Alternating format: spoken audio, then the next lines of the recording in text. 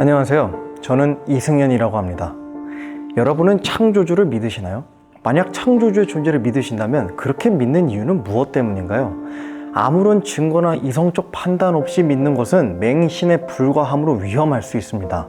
보다 더 논리적인 접근과 합리적인 판단 하에 믿음을 강화해야 할 이유도 분명히 있습니다. 그렇지 않으면 어느 순간에 혼란과 불확실성을 가져다 줄 수 있기 때문이죠.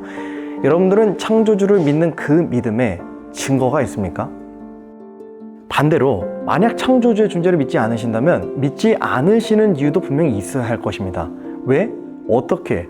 무엇으로 믿지 않는 것인지 명확하고 이성적인 근거가 있어야 합니다. 제가 좋아하는 말 중에 이런 말이 있어요. 모든 종류의 믿음에는 증거가 필요하다. 좀 더 자세히 말하면 이런 겁니다. 여러분들이 하나님을 믿지 않기로 생각했다면 거기에는 충분한 증거들이 있어야 됩니다. 최소한 충분하지는 않더라도 믿을 이유보다 믿지 않을 이유가 더 뚜렷하고 많아야 할 것입니다.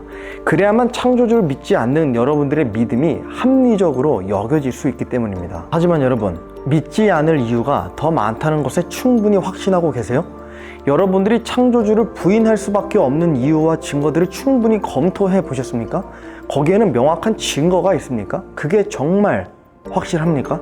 과연 우리가 살아가는 지금 이 세상이 우연과 무질서 속에서 형성된 결과일까요? 생명과 우주의 정교한 설계는 그냥 단순히 자연적 과정으로만 설명할 수 있을까요? 그 확률들에 대해서 충분히 검토해 보셨습니까? 제가 한 가지만 미리 설명하자면 우리는 매 순간, 매 초마다 아주 극히 낮은 확률 속에서 생명을 유지하고 있습니다. 지구는 태양으로부터 1억 5천만 킬로미터 떨어져 있는데 이 거리는 물이 액체 상태로 존재하고 생명체가 살아갈 수 있는 최적의 거리입니다. 만약에 조금이라도 가까워지면 지구의 물은 모두 증발함과 동시에 생명체가 살 수 없는 지구가 되어버리고 말입니다. 태양 상수값이라고도 있는데요. 이것이 0.1%만 변동해도 지구는 지금처럼 살아갈 수가 없고 1%가 오르면 종말을 맞이합니다. 자, 여기에 중력 상수라는 것도 있습니다. 이 값은 우주의 구조를 결정짓는 핵심적인 요소입니다. 별, 행성, 은하의 형성, 그리고 안정성에 직접적인 영향을 미치는 것입니다. 만약 중력 상수가 지금보다 조금만 강하거나 약했다면 지구의 작은 생명체 하나도 살 수 없었을 겁니다. 그래서 어떤 사람들은 이 수치가 10의 100승분의 1의 확률보다 더 미세한 조정이 이루어졌다는 결과로도 보고 있습니다. 자, 대기의 값도 마찬가지예요. 대기는 질소 78%, 산소 21%, 이산화탄소가 0.04%로 구성되어 있는데 만약에 산소 농도가 2%만 높아지거나 2%만 낮아져도 사람이 숨을 쉬기 어렵게 된다고 합니다. 자, 이처럼 태양과 지구의 거리, 중력 상수, 태양의 에너지 방출, 대기의 조성 등은 모두 극도로 정밀하게 조정되어 있습니다. 만약에 이 요소들 중 하나라도 조금만 변한다면 지구의 생명체는 존재할 수가 없습니다. 이러한 과학적 사실들은 무작위적인 우연으로 설명하기는 당연히 어렵고요. 그래서 많은 과학자들이 이를 두고 우주의 미세 조정, 영어로는 파인 튜닝이라고 부르고 있습니다. 과학적 시대가 진보할수록 창조주의 증거는 더 많이 발견될 수 있다는 거 아세요? 물론 저는 과학자는 아닙니다. 하지만 과학자가 아닌 제가 봐도 너무 쉽고 간단히 깨달아 알 수 있는 증거들이 넘쳐난다는 겁니다.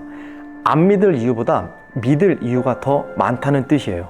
한번 생각해 보세요. 만약에 창조주가 있다면 자신의 존재를 숨기겠습니까? 아닙니다. 어떻게든 자신의 존재를 세상 곳곳에서 발견할 수 있도록 했을 겁니다. 더욱이 이 창조주가 자신이 만든 피조물과 가깝게 지내려고 했을 때에는 이 사실이 더욱더 명확해집니다. 오히려 과학기술이 진보되면 진보될수록 창조론의 반대 개념이 진화론의 약점들이 드러날 뿐입니다.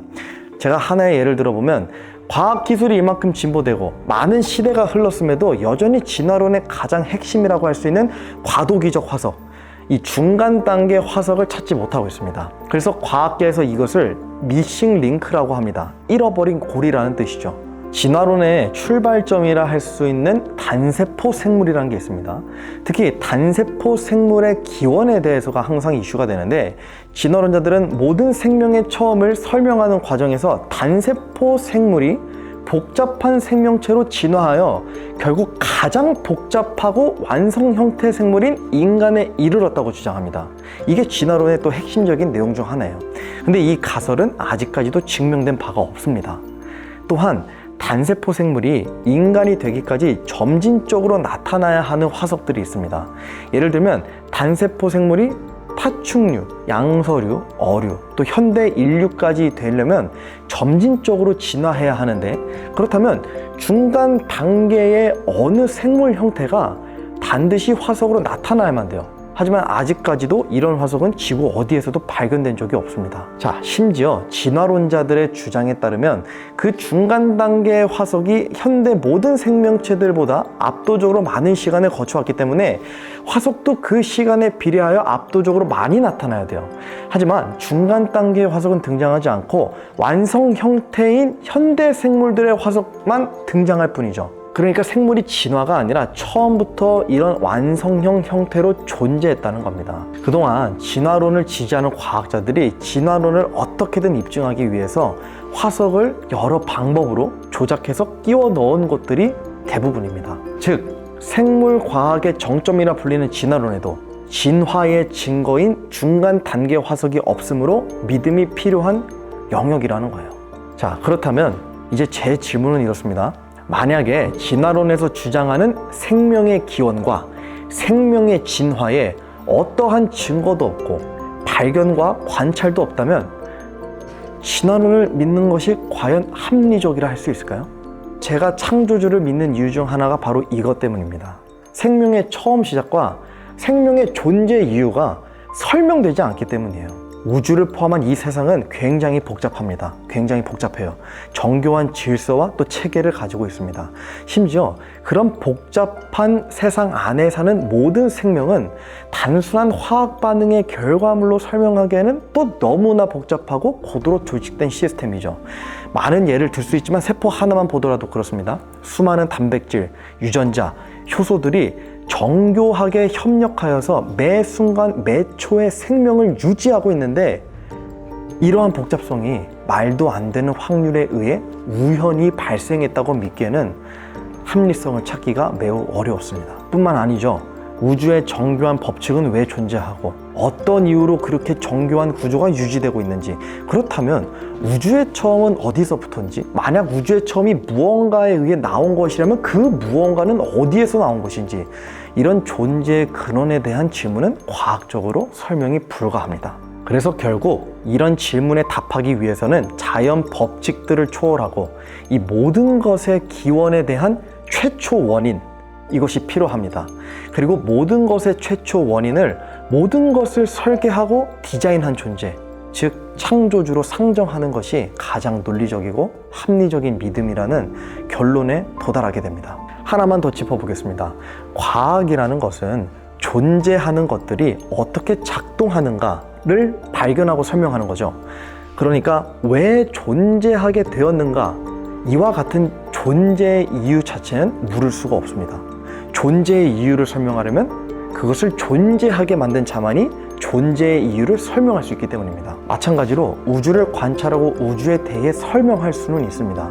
하지만 우주가 어떻게 존재하게 되었는가에 대한 설명, 곧 존재의 기원과 근원은 결코 과학이 설명할 수가 없습니다. 하지만 무에서 유가 나오는 것은 불가능하기 때문에 우주라는 결과가 있다면 우주가 결과로서 존재하게 만든 최초 원인, 그것이 있어야 한다는 겁니다. 그렇게 우주와 세상이 존재하게 된 이유를 설명하려면 처음으로 거슬러 올라가서 스스로 존재하는 존재, 즉 창조주라는 개념이 필요로 하게 됩니다. 사실 이런 인생의 근본적인 질문들은 인간의 행복과도 연관이 있습니다. 여러분은 무엇을 위해 살아가고 계십니까? 사실 대답하지 않으셔도 아마 거의 대부분 아주 높은 확률로 행복이라는 것을 위해 살아가고 계실 겁니다. 그렇죠. 사람들은 이 세상에 태어나서 인생을 살아가면서 항상 행복이라는 것을 추구하면서 살아갑니다.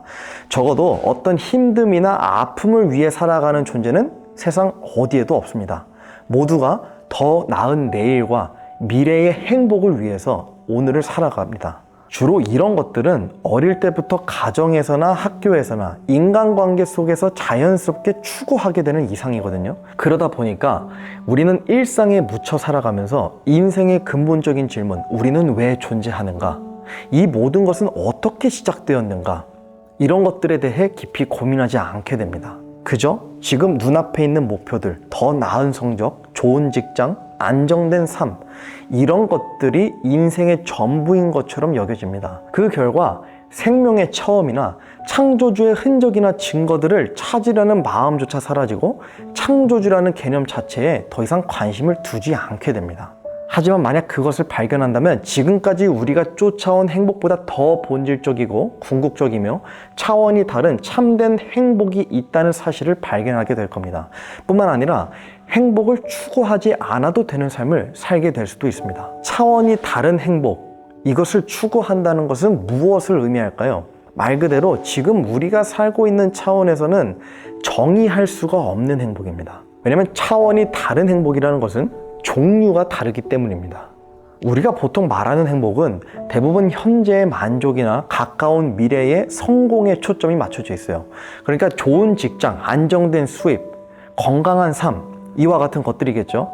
그러나 이러한 행복은 언제든 사라질 수 있는 유한한 행복이에요. 상황이 바뀌고 인생의 변수들이 찾아오면 쉽게 흔들리고 무너질 수밖에 없습니다. 또한 과거에 내가 추구했던 행복과 미래에 내가 추구하게 될 행복이 동일할 것이라는 기준과 증거도 없습니다. 하지만 진정한 행복은 변하지 않는 미래에 대한 확신에서 오는 겁니다. 한번 생각해 보세요. 앞으로 있을 일들, 그러니까 내 인생의 마지막 순간, 내 삶의 운명, 나의 죽음, 그리고 그 죽음을 넘어 이후의 일들까지 분명히 알고 있다면 우리는 더 이상 불안에 떨 필요가 없을 겁니다. 바꿔 말하면 더 이상 유한한 것들에 목숨 걸며 살아갈 필요가 없어진다는 뜻이에요. 왜냐하면 그 모든 것을 넘어서는 영원한 관점에서의 행복, 이것을 소유하게 되기 때문입니다. 이것이 바로 창조주를 알게 될 때 발견할 수 있는 진정한 행복입니다. 창조주는 단순히 우리의 존재 이유만 알려주시는 것이 아니라 우리의 인생의 끝과 그 이후까지도 분명히 알고 계시며 놀랍게도 사람들에게 이것을 전부 알려주셨습니다. 세상 누구라도 알 수 있도록 쉽게 말이죠. 그리고 그 내용이 성경책이라는 책에 전부 기록이 되어 있습니다. 이 진리를 깨닫게 되면 우리는 더 이상 행복이라는 것을 억지로 추구하지 않아도 됩니다. 저는 창조주이신 하나님을 믿지 않는 자들로부터 많은 질문들을 받아왔습니다. 하나님은 왜 사람을 만드셨는가에 대한 질문들입니다. 제가 초반부에 언급했던 존재의 이유, 이것에 해당하는 질문이죠. 이 내용을 보다 자세히 살펴보려면요, 하나님이 40여 명의 사람들을 통해 자신의 말씀들을 직접 기록하신 성경책이라는 책을 살펴봐야 됩니다. 거기에는 이런 말씀들이 기록되어 있습니다. 창세기 1장 27절과 31절. 이처럼 하나님께서 자신의 형상으로 사람을 창조하시되 하나님의 형상으로 그를 창조하시고 그들을 남성과 여성으로 창조하시니라. 하나님께서 자신이 만든 모든 것을 보시니 보라 매우 좋았더라. 그렇죠. 동물은 동물로서, 사람은 하나님의 형상으로서 창조하시고 그것을 보시기에 매우 좋아하셨다고 합니다. 하나님께서 보시기 좋았다라고 하신 것에는 사람을 만드실 때 명확한 목적을 가지고 창조하셨다는 것이 포함되어 있습니다. 한번 생각해 보세요. 하나님은 사람이 필요해서 만드신 게 아닙니다. 그분은 무엇도 필요로 하지 않으십니다. 심지어 세상이, 심지어 우리가 존재하지 않았더라도 창조주 하나님은 여전히 하나님으로 영원이라는 시간 동안 변함없이 계셨을 것입니다. 따라서 그분이 온 우주와 더불어 사람들을 만드실 때에도 전적으로 자신의 즐거움과 기쁨을 위해서 만드셨다는 것을 알 수 있습니다. 요한계시록 4장 11절. 오 주여, 주는 영광과 존귀와 권능을 받기에 합당하시오니 주께서 모든 것을 창조하셨고 또 그것들이 주를 기쁘게 하려고 존재하며 창조되었나이다 하더라. 자, 그럼 이런 창조주 하나님은 어떤 분이시며 어떻게 알 수 있을까요? 오늘 전체 내용에 대한 결론을 창조주 하나님께서 기록하신 성경 말씀 중에 몇 구절로 정리해 보겠습니다. 로마서 1장 18절에서 20절. 하나님의 진노가 불의 안에서 진리를 붙잡아 두는 사람들의 모든 경건치 아니한 것과 불의를 대적하여 하늘로부터 계시되었나니 이는 하나님을 알만한 것이 그들 속에 분명히 드러나 있기 때문이라. 하나님께서 그것을 그들에게 보이셨느니라. 그분의 보이지 아니하는 것들 곧 그분의 영원하신 권능과 신격은 창세로부터 분명히 보이며 만들어진 것들을 통해 깨달아 알 수 있나니 그러므로 그들이 변명할 수 없느니라. 네, 그렇습니다. 이 말씀에 따라서 창조주 하나님께서는 온 세상 사람들이 그분에 의해서 이미 존재하고 그분에 의해서 만들어진 모든 것들을 통해서 하나님의 존재를 깨달아 알 수 있게끔 만드셨다는 겁니다. 어쩌면 우리는 어느 정도 이미 알고 있을 수도 있습니다. 이 세상이 그저 우연에 의해 만들어졌다고 하기엔 너무 복잡하다는 사실을 말입니다. 여러분, 혹시 내가 설계된 세상 속에서 만들어진 존재이고 창조된 존재라는 것이 두려우세요? 만약 세상 모두가 창조되었다는 것을 깨달은 어느 순간에 창조주의 흔적이나 창조주의 메시지를 찾을 수 없다면 매우 두렵고 큰 혼란에 빠지게 됩니다. 우리의 창조주가 우리를 버렸다고 느껴질 수도 있고 창조주의 정체나 위치, 하다못해 그 창조주의 성품에 대해 알 방법이 없으니까요. 예를 들면 그 창조주가 세상을 장난감처럼 만들었다 부쉈다 하는 어린아이 같은 창조주인지 아니면 공포스럽거나 잔인한 창조주인지 알 방법이 없다는 말입니다. 하지만 다행스럽게도요, 우리의 창조주는 자신의 존재를 누구라도 쉽게 깨달아 알 수 있게끔 그분의 흔적과 증거를 명확히 남겨두셨습니다. 무엇보다 우리가 창조주 하나님께 감사할 수 있는 사실 중 하나는 그분이 우리에게 자신의 존재를 숨기지 않으셨다는 사실이에요. 하나님은 우리에게 성경이라는 분명한 메시지를 남기셨고 자신의 사랑을 드러내신 바가 있습니다. 그래서 우리의 창조주는 사랑의 하나님이시라고도 불리십니다. 이제 여러분의 선택에 달려 있습니다. 하나님께서는 믿음을 구걸하시지 않습니다. 다만 합리적인 믿음을 선택하고자 한다면 여러분은 다음과 같은 질문을 스스로에게 던져볼 필요가 있습니다. 나는 무엇을 믿기로 선택할 것인가? 지금까지 들은 모든 사실과 증거 앞에서 나는 어떤 결론을 내릴 것인가? 믿음은 단순한 감정이 아닙니다. 이성적인 판단과 삶의 방향을 결정하는 아주 중요한 선택이에요. 하나님은 우리가 억지로 하나님을 믿길 원하지 않으십니다. 그것은 믿음이 아니죠. 왜냐하면 믿음이라는 것은 자유의지에서부터 나오는 자발적인 선택이 믿음으로 여겨지기 때문입니다. 따라서 창조주 하나님은 여러분들이 자유로운 의지로 창조주를 발견하고 스스로 그분께 나아오기를 바라고 계십니다. 이제 선택은 여러분들의 몫입니다. 무엇을 믿기로 선택하시겠습니까?